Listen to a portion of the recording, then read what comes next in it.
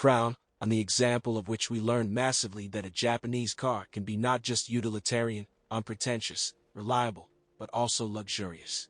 Yes, after him was the 130th, and before him, the 110th. And yet, it was the 7th generation that laid the foundations for love for the Crown in Russia. Wooden sedans were equipped with the recently appeared, but lower and 8-valve, 2.0-liter, 4.3Y, running on liquefied gas. Export versions, and the Crown was offered even in Europe, received this engine in gasoline form. There was another engine with a similar volume and an option for LPG, the 6M. And it was also equipped with a turbocharger that raised power from 125 to 145 forces. From the M series, a 2.8-liter 5M was installed, in variations with a carburetor, mono, and distributed injection, 120 to 175 horsepower, as well as a 3.0-liter 190 horsepower 6M GE.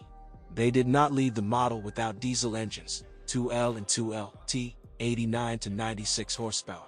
The main motor achievement was the use, in addition to the single-shaft 125 horsepower 1G EU, which appeared on the previous generation, two-charge DOHC modifications, atmospheric 1G GEU, 160 horsepower, and 1G GZE with the compressor, 170 horsepower. Under the hood of our 121st is just this unit. By the debut of the 7th generation, a new automatic arrived in time, the now legendary 340th box. Without abandoning the frame, on Crown this will happen only after 12 years, the suspension has been changed nonetheless. True, not all. Behind the one-piece bridge was replaced by a multi-link design. The TEMS system appeared, which regulates the stiffness of the shock absorbers. In front, 1-to-1, they retained the double wishbone suspension from the previous generation. Crown offered the richest choice of complete sets. If it was focused on taxi/police, then it did not even have a tachometer and partially fabric upholstery. And at the other extreme, there was equipment intended for senior civil servants and top managers. Royal Saloon G, in which the boss, sitting at the back on the left, could move him forward with a button on the back of the front seat. The sofa, divided into halves, again with the help of drives transformed the position of passengers from sitting to reclining. The driver had cruise control, an interior mirror that shoots back when dazzled by headlights, a CD player, an electronic instrument cluster, a steering wheel adjustment drive, and a climate. Royal Saloon G was also different in appearance. First, larger by 25 millimeters wide. Secondly, what was striking was a different design of the radiator grille with fogs and bumpers with a wide shelf. The equipment was more than enough to produce a culture shock after the Ziguli/Volga. Dual zone, plus rear passengers, climate control with push-button control, cool music, a driver's seat with electric drives and lumbar support, steering wheel adjustment in 2 planes and mechanical memory of its position. The back is not particularly spacious than in the barge, but definitely more comfortable.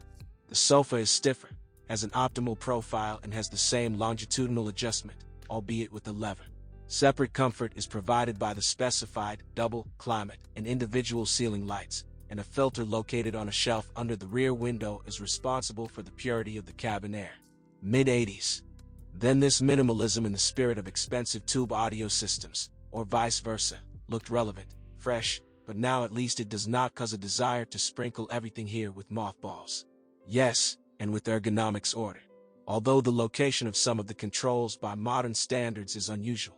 The inclusion of emergency gang and fog lights on the visor, the indication of the automatic and the rheostat of the illumination of the devices were tucked under the block of scales. To see the time, look up at the ceiling. Oh, those ergonomic searches of that decade. And against this background, you suddenly discover that the adjustment range of the driver's seat is not at all Japanese. And it doesn't look like a grandmother's armchair. In addition, it has not yet sat out and is not overwritten. Unless you should expect heavy-duty acceleration from the 170 horsepower compressor 6. She shares her horses in such a way that the boss behind her drives fast, but acceleration is imperceptible.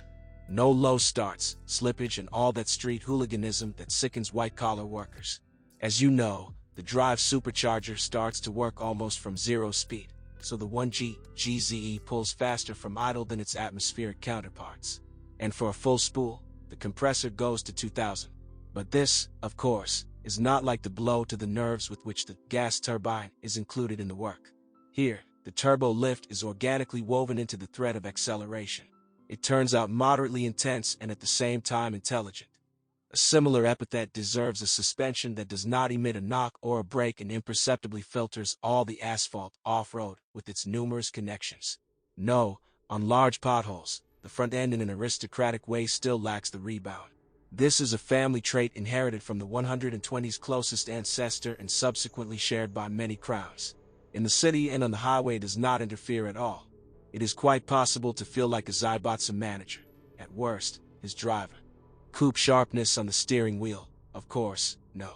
But there are no fluctuations in the rear unsprung masses, which was noticeable on the previous generation. The 120th doesn't roll much and allows you to relax on a straight line, which was already used by its current owner, who a couple of years ago made a trip to both capitals, to Karelia, to the Caucasus. In this incarnation, as a car for long-distance travel, the almost 35-year-old Crown is certainly better than any state employees and even full-fledged representatives of the C and D classes.